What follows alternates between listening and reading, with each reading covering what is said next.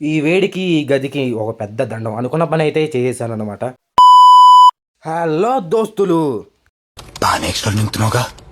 ఈరోజు సండే, రేపు మండే, ఇది అందరికీ తెలుసు. కానీ ఈరోజు నేను పొద్దున్నే లేచి వేటకైతే వెళ్ళిపోయి చికెన్ అయితే తీసుకొచ్చుకున్నాను. కాముగా కూరగాయలు అయితే తీసుకుంటున్నా. అజయ్ అండి, అజయ్ కాల్టర్వల్ అజయ్. బొమ్మ దిగడి సెటైర్లు సరదాగా ఆట పట్టించారు. తర్వాత మంచిగా థమ్స్అప్ అయితే తాగేసి ఇంటికి వెళ్ళేసరికి మా జూలీగాడు అయితే పొనుకొని ఆడుకుంటున్నాడు.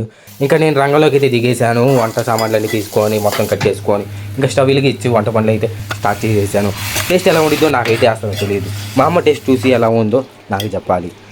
ఈ టేస్ట్ చూసి ఎలా ఉందో చెప్తే అసలు నాకు ఎంత హ్యాపీనెస్. నేనైతే ఒక 10 నిమిషాలు కూడా వంటగదిలో ఉండలేకపోయా. మా అమ్మ ఎలా చేస్తుందో రోజు వంట. ఇల్లు శుభ్రం చేసుకొని ఇంకా ప్లేట్ తీసుకుని నేనైతే టేస్ట్ ఎలా ఉందో చూడబోతున్నాను. ఫస్ట్ నాకు నచ్చితేనే కదా తర్వాత వాళ్ళకైనా నచ్చింది. ఇంకా కజ్జో తీసుకొని మంచం ఎక్కేసి భోజనం అయితే చేసా.